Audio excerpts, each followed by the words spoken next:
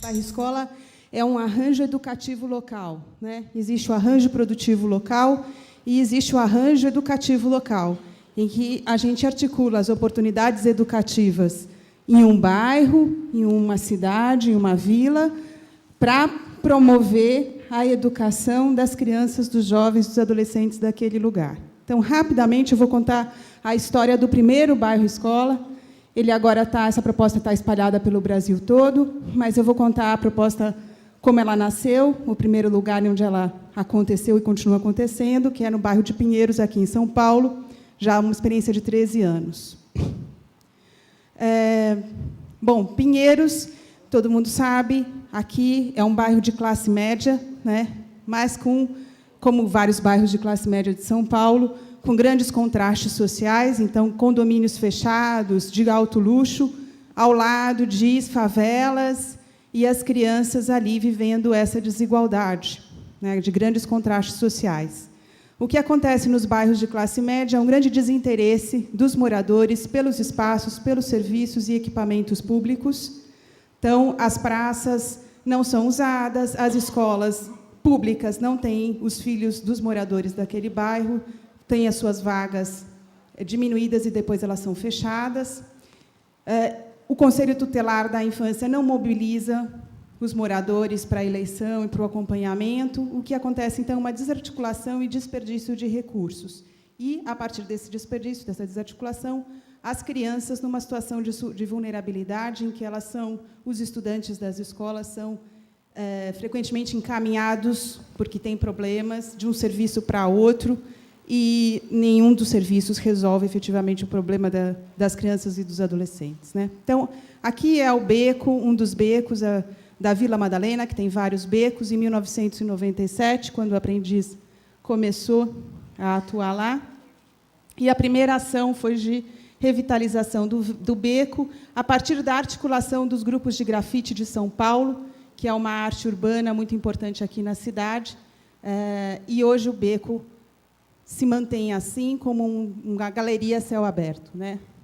E o beco e a praça, contígua ao beco, se tornaram escola.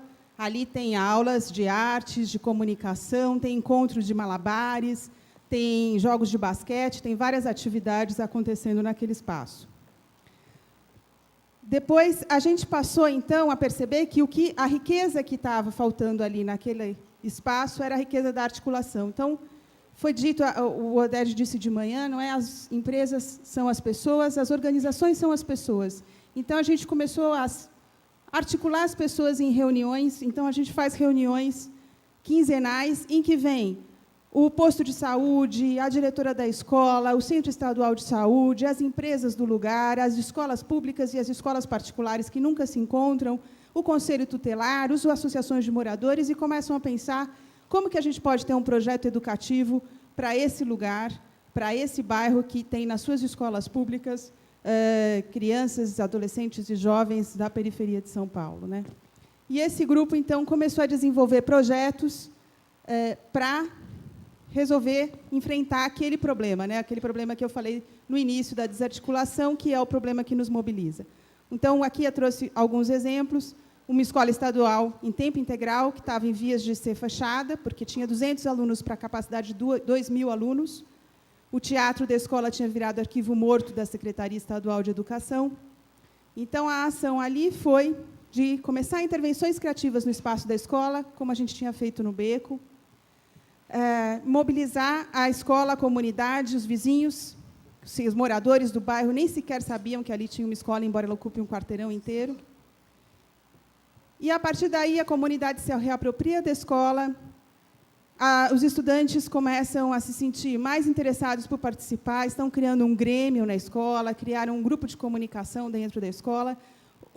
A grande riqueza cultural que tem na Vila Madalena, as agências de publicidade, de cinema, os ateliês de arte começaram a oferecer atividades, cursos, integrando com o currículo da escola, já que é uma escola de tempo integral, não é? E a escola começa a ser revitalizada e revivida, de fato. Hoje já tem 500 alunos, incluindo também, no período noturno, o Centro Paula Souza, que passou a ocupar a escola também.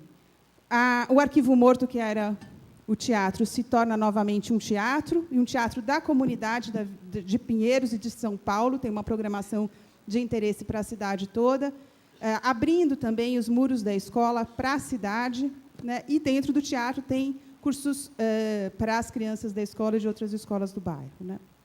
É assim que nasce a Escola do Bairro Vila Madalena, que integra a Escola Estadual, o teatro e o Centro Paula Souza.